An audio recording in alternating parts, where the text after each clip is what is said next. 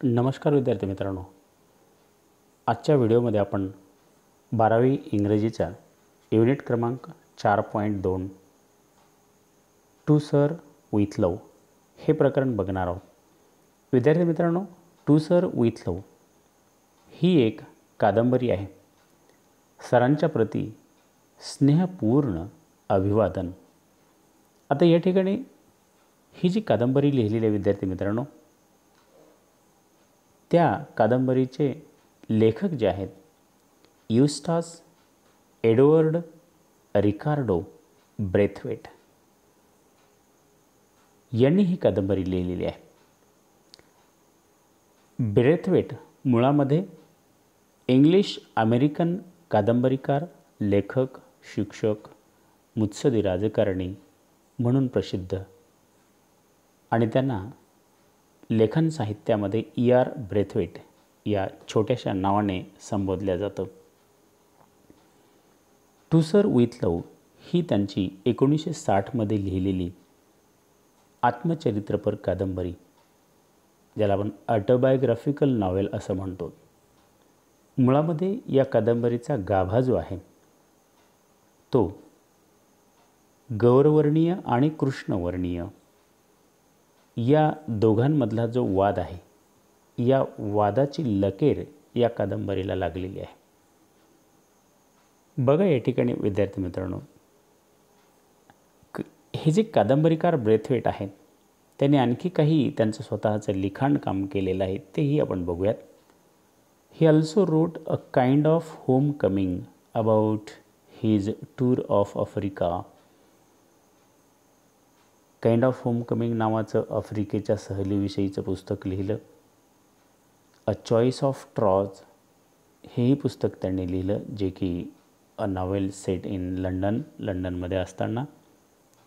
त्याचबरोबर reluctant neighbour, एक नाखुश अशा प्रकारचा शेजारी, जे आठवणपर, जेणेकरून ज्याला वंशवादाची झालर, रेसिझम ज्याला आपण म्हणतो, ती या ठिकाणी आहे. Braithwaite numerous writing primarily deal with the difficulties of being an educated black man, a black social worker, a black teacher, and a simple human being who found himself in a set and inhuman circumstances. मुळामध्ये Brathwaite यांची जी काही असंख्य लिखाण आहे, numerous means असंख्य, पण प्रत्येक त्या लिखाणामध्ये आपल्याला एक झालर लक्षात येते आणि सापडते, आणि ती म्हणजे एक ब्लॅक सुशिक्षित, एक कृष्णवर्णीय माणूस, कृष्णवर्णीय समाजसेवक, कृष्णवर्णीय शिक्षक आणि कृष्णवर्णीय संघर्ष करणारा, प्रत्येक गोष्टीमध्ये संघर्ष करणारा व्यक्ती, ज्याला इनह्युमन सर्कमस्टॅन्सेस म्हणजे अमानवीय परिस्थितीमध्ये कसं राहायचं हे शिकलेले. याचबरोबर ही मुळात जी कादंबरी आपण बघणार आहोत टू सर विथ लव, तसं पाहिलं तर 12व्या वर्गामध्ये आपल्याला फक्त चॅप्टर नंबर 17 हे बघायचे. आपल्याला इथे शॉर्ट समरी इथे दिलेली आहे. To sir with love is an autobiographical novel. ही एक मुळात आत्मचरित्रपर कादंबरी आहे. The narrator is an engineer, but to make both ends meet he accept the job of teacher in rough London East End school. मुळामध्ये ते engineer होते, परंतु त्यांना इंजिनियर हा जॉब गेल्याच्या नंतर कुठला तरी जॉब धरणं महत्त्वाचं होतं, म्हणून लंडनमध्ये त्यांनी एका शाळेमध्ये शिक्षक हा जॉब पकडला. आणि तो जॉब करत असताना the school is full of trouble maker students who were rejected from the school from other of their behaviour. मुळामध्ये ती शाळा कशी होती, त्या शाळेतले विद्यार्थी कसे होते बघा, ट्रबल मेकर, त्रासदायक, ज्या इतर शाळांनी या मुलांना त्रास देत आहे म्हणून त्यांना रिजेक्ट केलं होतं त्यांच्या वागणुकीमुळे, ते सगळे विद्यार्थी या शाळेमध्ये होते बघा मित्रांनो. And at the beginning the narrator is ridiculous and bullied by the students. मुळामध्ये सुरुवातीला या विद्यार्थ्यांकडनं शिक्षकांना खूप त्रास झाला, रेडिक्युलस वागणूक, वाईट वागणूक मिळाली, बलिड खूप त्रास त्यांच्याकडनं मिळाला.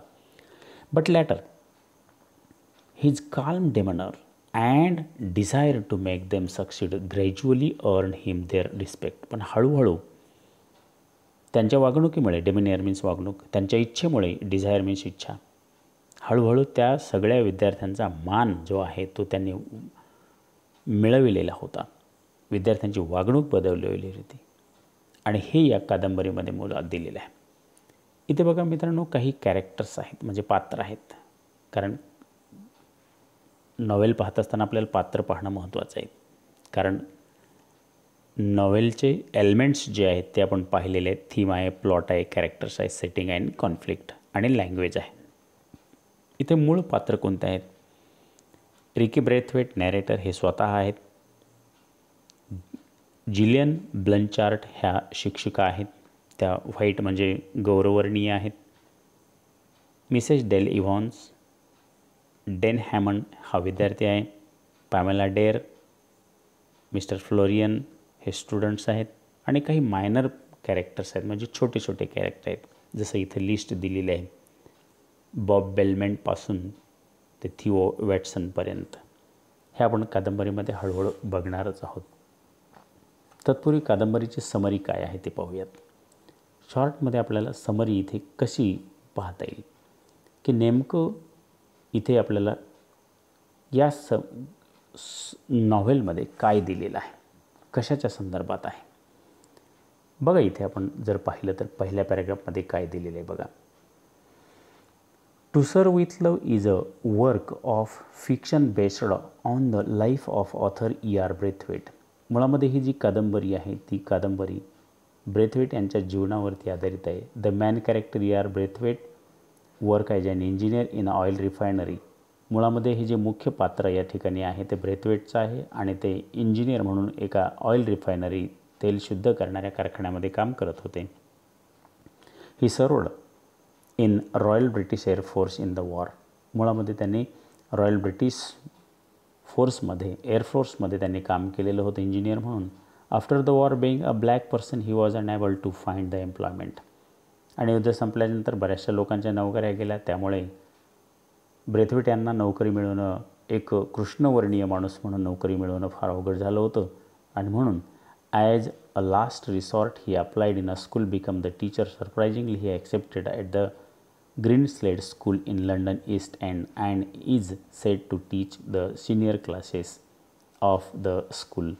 आणि मुळामध्ये आश्चर्यकारकरित्या त्यांनी एक शेवटचा पर्याय म्हणून, रिसॉर्ट म्हणजे एक शेवटचा पर्याय म्हणून त्यांनी एका शाळेमध्ये ॲप्लिकेशन केलं शिक्षकासाठी, ग्रीन स्लेड स्कूलमध्ये. आणि त्यांना नोकरीसुद्धा मिळाली आणि वरच्या वर्गांना शिकवण्यासाठी त्यांना संधी मिळाली. While reading the novel, we have to understand that the time period in which the story takes place is very important. Braithwaite finds that even though he considered himself British and has served in the Royal Air Force (RAF), the English do not consider him to be one of them. This leads Braithwaite to feel bitter about the English and colonialism as well as about his white students. याच्यामध्ये बघा, कादंबरी वाचताना आपल्याला असं लक्षात येतं की या कादंबरीचा जो कालावधी आहे तो महत्त्वाचा आहे. ब्रेथवेट यांनी एअरफोर्समध्ये काम केलं, त्यावेळेला त्यांना काही अडचण झाली नाही युद्धामध्ये. पण युद्ध संपल्याच्या नंतर मात्र जो वसाहतवाद आहे, त्या वसाहतवादाने यांना खूप त्रास दिला. फील बिटर, अतिशय वाईट त्यांना या ठिकाणी झालेलं होतं, वाटलेलं होतं. Braithwaite teaching position starts out रफली and is embarrassed time and again. मुळामध्ये शिक्षक म्हणून जॉईन झाल्याच्या नंतर सुरुवातीला त्यांची शिकवणूक जे आहे ती थोडीशी रफली अशा प्रकारची होती आणि थोडंसं वाईट वाटत होतं की आपण पुन्हा पुन्हा या शाळेमध्ये कशाला आलो असाल. एम्ब्रास म्हणजे ओशाळल्यासारखं वाटत होतं. कारणही तशाच प्रकारचं होतं. काय कारण होतं? He considered his student disrespectful in manner and mischievous. त्यांना असं वाटत होतं की हे जे काही विद्यार्थी आहेत डिसरिस्पेक्टफुल, अवमानदर्शक, इल मॅनर्ड, उद्धट वागणुकीचे, मिसच्युअस, खोडकर विद्यार्थी आहेत. while the students considered him to be an arrogant outsider unfamiliar with the social environment in which they have grown up. मुळामध्ये विद्यार्थ्यांना सुद्धा असं वाटत होतं की हे जे काही व्यक्ती आहेत, सद्गुरुस्त आहेत, ते अरोगंट असतील, मुळामध्ये ते अनफॅमिलियर असतील, अशा समाजामध्ये वाढलेले असतील म्हणजे एकमेकाविषयीचा गैरसमज ह्या दोघांचाही झालेला होता आणि विद्यार्थी त्यांचं अजिबात ऐकत नव्हतं शिकवणं. The students harass him for day 1, slumming their desk during their lecture, using foul language and bullying him to the great extent. विद्यार्थी त्यांचे लेक्चर चालू असताना डेस्क कोणी वाजवत असे, वाईट भाषा कोणी वापरत असे, फाऊल लँग्वेज, बलिंग खूप त्रास देत होते त्यांना सुरुवातीला विद्यार्थी. Even the girl students do not spare moment harass Braithwaite. आणि ज्या काही गर्ल स्टुडंट्स होत्या त्यासुद्धा तिथे खरं म्हणजे उद्धट अशा प्रकारच्या होत्या आणि त्यांनीसुद्धा ब्रेथवेटला त्रास द्यायचं सोडलेलं नाही, हॅरॅस करायचं सोडलेलं नाही. In a reaction to that Braithwaite verbally scold the girls for acting unladylike manner and being unruly in the class. आणि मुळामध्ये ब्रेथवेटने सुद्धा त्या मुलींना सांगितलं की हे वागणं तुमचं अतिशय चुकीचं आहे. अनलेडी लाईक, महिलेसारखं तुम्ही वागत नाही आहेत. अनरली, उद्धटपणे तुम्ही वागतायत, हे चुकीची गोष्ट आहे. हे लक्षात आणून दिल्याच्या नंतरसुद्धा ते विद्यार्थी त्यांच्यासोबत वाईट वागत होते आणि त्याला पर्याय म्हणून त्यांनी स्वतःला सर्च काय केलं, शोधून काय काढलं. When he understand that the outburst has not gain him any respect and cooperation from the students, he change his teaching and handling tactic and he decides to interact with them as though they are adult and respectable persons. त्यांनी आपली स्वतःची technique बदलली, स्वतःला बदलायचं ठरवलं. हा उद्रेक जो आउटबर्स्ट जो आहे विद्यार्थ्यांचा उद्रेक, विद्यार्थ्यांच्या भावनेचा उद्रेक, तो कमी होत नाही असं लक्षात घेऊन स्वतःला बदललं, स्वतःची टीचिंग बदलवली आणि विद्यार्थ्यांना वागणूक देण्याची एक टॅक्टिक जी काही आहे, टेक्निक जी काही ती चेंज केली. कशी टेक्निक केली त्यांनी? मुळामध्ये विद्यार्थ्यांना त्यांनी असं लक्षात घेतलं की ते ग्रोनअप आहेत, अडल्ट आहेत आणि ते रिस्पेक्टेबल पर्सन्स आहेत, सन्माननीय व्यक्ती आहेत असं लक्षात घ्यायचं आणि विद्यार्थ्यांच्यासोबत त्यांच्या तशा पद्धतीने वागायचं. काय वागणूक बदल केला त्यांनी आणखी? He require every girl be referred as miss and that the students call him sir. विद्यार्थिनीला मिस म्हणायचं, विद्यार्थ्याला सर म्हणायचं असं ठरवलं त्यांनी. At first the students find these level to difference ridiculous and unnecessary. सुरुवातीला विद्यार्थ्यांना खूप वेगळं वाटत होतं, रिडिकलस, हास्यास्पद वाटत होतं, अननेसेसरी वाटत होतं की एकमेकांनी एकमेकाला सर म्हणायचं, एकमेकांनी एकमेकाला मिस म्हणायचं. However they come around after only a few week completely changing both their hygiene and their attitudes towards the one another. आणि हळूहळू त्यांच्यामध्ये बदल होत गेला. हायजीन अँड देअर ॲटिट्यूड, त्यांच्या स्वभावामध्ये, त्यांच्या वागणुकीमध्ये बदल होत गेला. प्रत्येकजण एकमेकाला सर म्हणत होतं, एकमेकाला मिस म्हणत होतं आणि त्यामुळे हा बदल होत गेला. This mark the success of Braithwaite in handling the students in the very amicable way. आणि विद्यार्थी एकमेकांना अशा पद्धतीने एक फ्रेंडली, मित्रत्वाच्या नात्याने वागत होते आणि ब्रेथवेटला सुद्धा थोडासा एक स्वाभिमान मनात निर्माण झाला की आपण यशस्वी झालेलो आहोत म्हणून. To increase the class cultural exposure, he takes to them the trip, field and excursion, the museum and theaters. To everyone's surprise, many students have never been. आणि म्हणून विद्यार्थ्यांचा सांस्कृतिक प्रदर्शन मनामधलं वाढवायचं असेल तर त्यांनी एक गोष्ट करायला सुरुवात केली, ती म्हणजे बऱ्याचशा सहली काढल्या, ट्रिप्स काढल्या, एक्सक्रुशन म्हणजे प्रवास केले, सहल कुठे नेल्या, म्युझियमला नेल्या, थिएटरला नेल्या की बऱ्याचशा विद्यार्थ्यांनी थिएटर कधी पाहिलेलं नसेल, त्यांना आश्चर्य वाटलं अशा पद्धतीने. A white female teacher Gillian Blanchard accompanies the class on which the excursion. आणि या प्रवासामध्ये जिलियन ब्लंचार्ड नावाच्या एक गौरववर्णीय शिक्षिका होत्या, त्या सोबत राहायच्या. This mark the beginning the friendship between the Blanchard and Braithwaite आणि ब्लंचार्ड यांच्यामध्ये असं मैत्रीचं नातं निर्माण झालं. त्याच पद्धतीने similarly Braithwaite relationship with the students is tested many times. आणि विद्यार्थ्यांच्या सोबतसुद्धा अशा प्रकारचं मैत्रीचं नातं ब्रेथवेट यांचं अशा पद्धतीने निर्माण झालेलं होतं. Although his students frequently disappoint and hurt him, he learn to forgive them. आणि असं झालं असतं तरीसुद्धा बऱ्याचशा वेळेला काही विद्यार्थी जे काही आहे वारंवार त्यांना नाराज करत असत, त्यांना त्रास देत असत. हर्ट म्हणजे त्रास देणे, परंतु ते त्यांना माफ करत असत आणि विद्यार्थ्यांना आश्चर्य वाटायचे. The students constantly surprise him with their maturity, empathy and knowledge. आणि म्हणून विद्यार्थ्यांना वाईट वाटायचं की यांची एवढी मनाची प्रगल्भता कशी काय, यांचं एवढं मोठं अगाध ज्ञान कसं काय, यांची आपल्याविषयी असलेली सहानुभूती कशी काय. आणि विद्यार्थी त्यांच्या बाजूने हळूहळू बदलले होते आणि विद्यार्थी एकमेकाला मान देत होते, सरांनाही मान सन्मान करत होते. आज जर आपण स्टोरीचा पुढचा भाग जर पाहिला, another Fekete of the story which greatly affect is it's narrative lies is the heavy history of colonialism, its dark consequences, mental and physical trauma that increase the British hatred and wrath for the British. पुढचा जर part आपण बघितला स्टोरीचा तर तो खरा part अशा प्रकारचा आहे.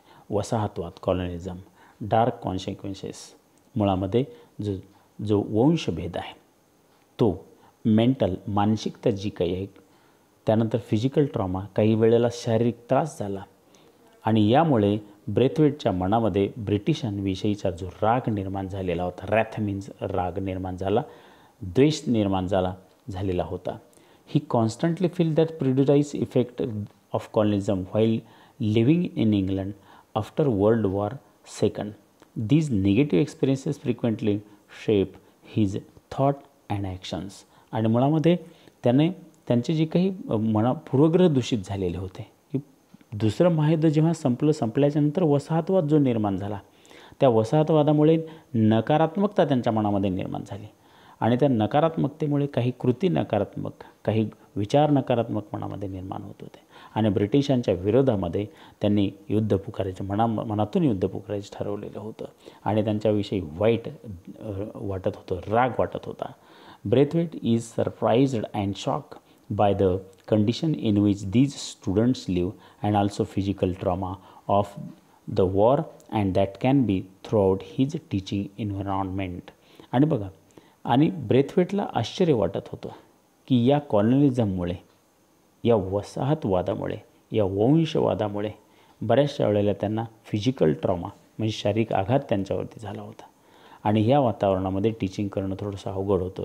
त्यामध्ये सुद्धा त्यांनी टीचिंग केली, विद्यार्थ्यांना आपलंसं केलं. याविषयीची ही संपूर्ण कादंबरी या ठिकाणी आहे. विद्यार्थी मित्रांनो, पुढच्या व्हिडिओमध्ये आपण the theme of the novel आणि सिनॉप्सिस ऑफ द एक्स्ट्रॅक्ट हे पाहणार आहोत आणि त्यानंतरच्या व्हिडिओमध्ये टू सर विथ लव याविषयीची जे प्रकरण क्रमांक 17 आपल्याला अभ्यासाला दिलेलं आहे ते पाहणार आहोत. इथे या ठिकाणी आपण समरी अशा पद्धतीने बघितलेली आहे. डेफिनेटली तुम्हाला हा व्हिडिओ आवडलेला असेल, त्यामुळे हे जे माझं चॅनल आहे त्या चॅनलला सबस्क्राईब करा. इतर आपल्या मित्रांना तुम्ही शेअर करा आणि त्यांनासुद्धा सबस्क्राईब करायला सांगा, जेणेकरून तुम्हाला अगदी पहिल्या प्रकरणापासूनचे संपूर्ण व्हिडिओ तुम्हाला पाहायला मिळतील.